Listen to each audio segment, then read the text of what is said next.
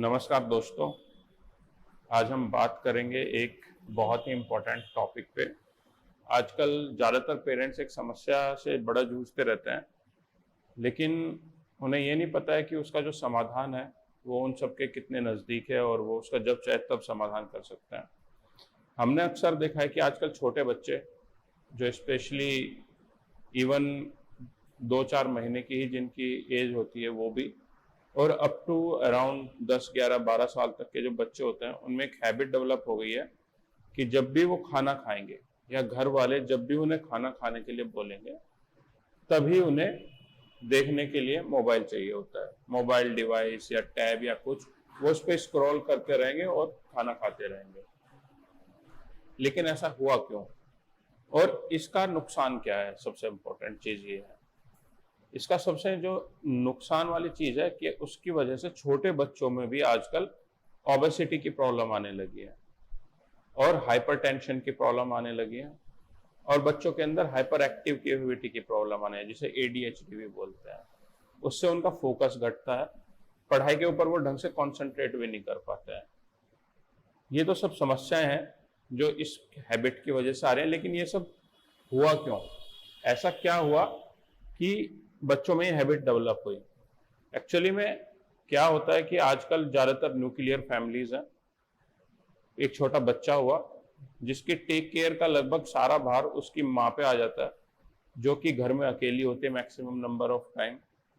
तो उसको अपने काम के लिए टाइम निकालना या अपनी दूसरी एक्टिविटी के लिए भी टाइम निकालना पड़ता है। तो जिसके लिए सबसे इजी जो मीडियम बनता है, क्योंकि जब बच्चा छोटा होता है, कम एज का होता है, तो उस टाइम पे बच्चा मोबाइल की तरफ अट्रैक्ट उसमें कुछ देख के नहीं होता है कि उसे कुछ समझ नहीं आ रहा, ना उसे कोई लैंग्वेज समझ में आती है ना उसे कुछ। लेकिन जो उसके अंदर रंग बिरंगे राइम्स या उसकी वजह से जो हम उसमें कलरफुल कॉम्बिनेशन और वो सब चीजें जो होती हैं, क्योंकि आपकी जितनी भी इंद्रियां हैं, उसके कान भी चल रहे हैं, उसकी आंखें भी चल रही हैं, उसे कानों से हालांकि जो वो सुन रहा है उसे नहीं पता चल रहा है वो क्या सुन रहा है, लेकिन जो वो आंखों से देख रहा है वो सब उसे समझ में आ रहा है। तो इन सब चीजों को वो देख पाता है, वो उन कलरफुल चीजों की तरफ अट्रैक्ट होता है, उसे वो अच्छा लगता है। और आपको पता ही है कि हमारा मन कैसे, हमें जो चीज अच्छी लगती है उसे बार बार करने की कोशिश करता है। तो वो बच्चा क्योंकि उसे अच्छा लगता है तो बच्चा उस मोबाइल की डिमांड करने लगता है बचपन में, जब वो 2 या 3 महीने का होता है। उसी टाइम पे कैसे रोके? तो जब भी वो रोता है तो उसकी माँ उसे दे देती है। उससे क्या होता है कि बच्चा मोबाइल में बिजी हो जाता है, उसे देखने लगता है, उसकी आवाज सुनने लगता है, कोई पर्टिकुलर राइम सुनने लगता है, और माँ जो होती है उसे टाइम मिल जाता है अपने दूसरी एक्टिविटीज को परफॉर्म करने का। अब वो धीरे धीरे बच्चे की जो हम हैबिट है वो उस लेवल तक कन्वर्ट हो जाती है कि वो उसके सबकॉन्शियस माइंड में रजिस्टर हो जाता है जाके। क्योंकि हमारे माइंड के 3 पार्ट होते हैं, एक तो कॉन्शियस माइंड, एक होता है सबकॉन्शियस माइंड, एक होता है अनकॉन्शियस माइंड। तो जो हमारा कॉन्शियस माइंड है वो तो हम जो डेली की अपनी एक्टिविटी कर रहे होते हैं, ये सब चीजें जो वो हमारे कॉन्शियस माइंड का होता है। एक हमारा सब कॉन्शियस माइंड होता है, जैसे हमारी मेमोरीज या वो सब जो है हमारे सब कॉन्शियस माइंड है। एक हमारा अनकॉन्शियस माइंड है। अनकॉन्शियस माइंड जैसे हम सांस ले रहे हैं, अब सांस तो हम ले रहे हैं, लेकिन क्या कभी आपने सोचा कि हमने आज तक कभी सोच के सांस ली हो कि चलो मैं अब सांस लेता हूँ? वो तो अल्टीमेटली आती है, आप सोते रहते हो रात में तो भी वो सांस होती है। तो आपके माइंड को सिग्नल कहां से आ रहा है? वो हमारे अनकॉन्शियस माइंड, यानी कि अनकॉन्शियस माइंड की जो हमारी मेमोरीज है वो हमेशा परमानेंट मेमोरीज होती है। उसमें जो भी स्टोर हो जाता है वो परमानेंट हमारे साथ रहता है। ऐसे ही छोटे बच्चे के साथ होता है कि धीरे धीरे वो चीजें उसके सबकॉन्शियस में, सबकॉन्शियस से उसके अनकॉन्शियस माइंड में चली जाती हैं।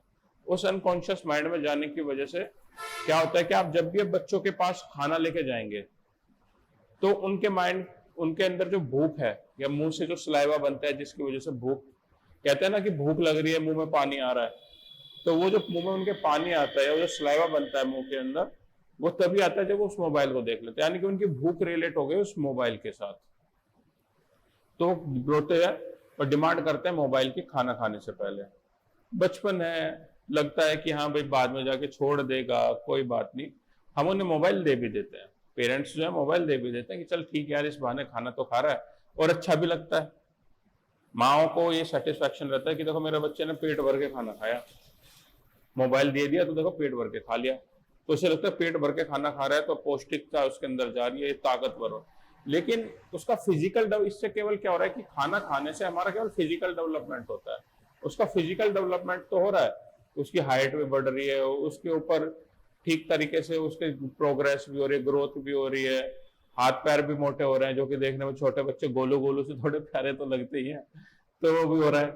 लेकिन जो उसकी इंटरनल शरीर है, जो उसके अंदर है, जो उसका माइंड है, वो नहीं हो जा रहा, वो नहीं ग्रो कर पा रहा है उस स्पीड से, जिसकी वजह से आजकल बच्चों में ये सब प्रॉब्लम्स, हाइपर है, एडीएचडी की प्रॉब्लम हो गई, या फिर कभी कभी तो ऑटिज्म तक भी ये समस्या चली जाती है।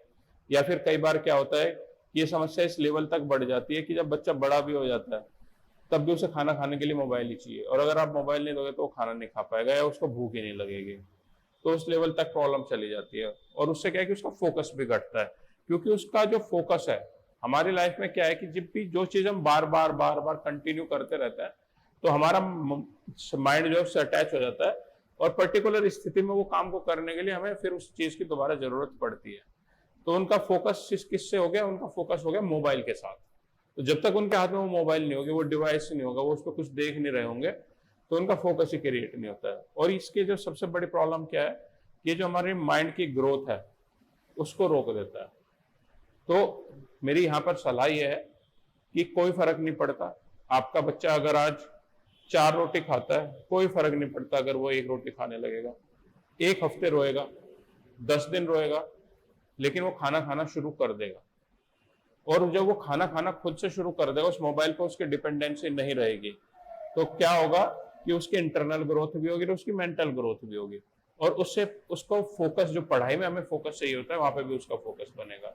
आप खुद नोट करेंगे कि जो बच्चे बहुत ज्यादा मोबाइल देखते हैं, बहुत ज्यादा इन चीजों में इन्वॉल्व रहते हैं, उनके उतने ही ज्यादा चांसेस हैं कि एकेडमिकली प्रॉब्लम के फेस करने के लिए वो किसी ना किसी लैंग्वेज में, मैथमेटिक्स के अंदर, साइंस के अंदर कहीं ना कहीं वो लोग प्रॉब्लम फेस करते ही हैं। तो दोस्तों कोई फर्क नहीं पड़ता, अभी छोटे हैं आपके बच्चे, अभी से ही टेक केयर कीजिए और इस प्रॉब्लम से आज छुटकारा पाइए। और इससे छुटकारा पाने का बहुत आसान तरीका है, रोने दीजिए, कोई फर्क नहीं पड़ता, रोने से कुछ खराबी नहीं आती। थोड़ा सा रोएगा, हफ्ते भर रोएगा, 10 दिन रोएगा, प्रॉब्लम क्रिएट करेगा, लेकिन वो धीरे धीरे आदत पड़ जाएगी, उसे बिना मोबाइल के काम करने की आदत पड़ जाएगी, क्योंकि मोबाइल के साथ भी काम करने की आदत पड़ी ही थी, तो बिना मोबाइल भी पड़ जाएगी। लेकिन आपके बच्चे की और आपकी लाइफ हमेशा के लिए अच्छी हो जाएगी, और आपकी बहुत सारी शिकायतें या आपके बहुत सारे बच्चे के साथ मेंटल प्रॉब्लम्स होने से आप आज बच जाओगे।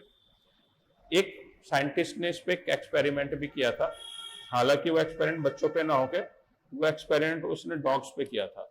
उसने, साइंटिस्ट ने क्या किया कि बहुत सारे डॉग्स इकट्ठे किए, और उसने देखा कि जैसे ही उनके खाना खाने का टाइम होता है डॉग्स का, तो डॉग्स के मुंह में सलाइवा आना शुरू हो जाता था।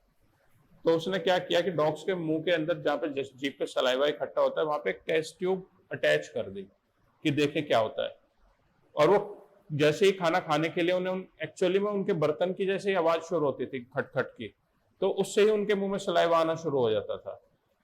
अब उसने क्या किया कि जहां पे उसके बर्तन की आवाज होती थी उसकी जगह उसने घंटियां लगा दी बहुत बड़ी बड़ी, तो जैसे उनका खाना खाने का टाइम होता तो वो घंटियां बजाने लगते। तो अब जो बर्तन की आवाज से उनके मुंह में सलाइवा बनना शुरू हो रहा था वो धीरे धीरे कम हो गया, लेकिन अब घंटी की आवाज से हो गया। तो उसने उस एक्सपेरिमेंट को और अच्छा करने के लिए उसने क्या किया, बिना वक्त भी घंटियां बजाई, बिना बात के भी घंटियां बजाई।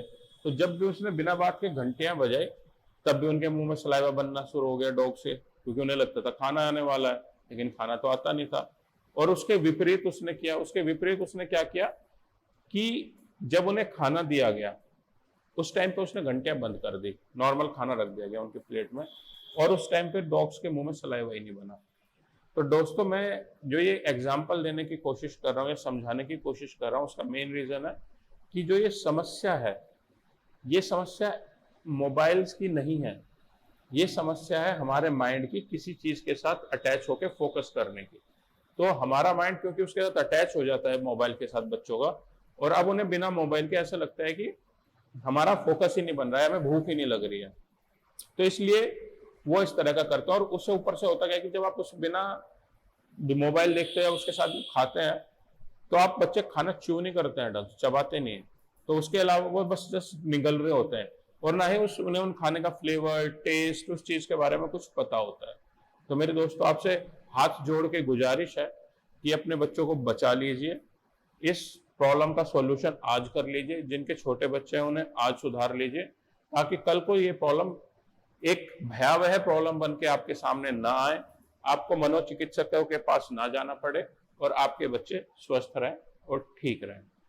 ठीक है दोस्तों, उम्मीद करता हूं कि आपको ये वीडियो पसंद आई होगी, और अगर आपको ये वीडियो पसंद आई है तो आप प्लीज हमारे चैनल को लाइक करें, सब्सक्राइब करें और बेल आइकन प्रेस करें, ताकि इस तरह की इंफॉर्मेटिव वीडियोस जो हम बहुत सारी फ्यूचर में लेके आने वाले हैं आपके लिए, लेके आते रहें और आपके साथ शेयर करते रहें। तो दोस्तों, इसी के साथ मैं आपसे विदा लेता हूं। धन्यवाद। आपका दिन शुभ रहे।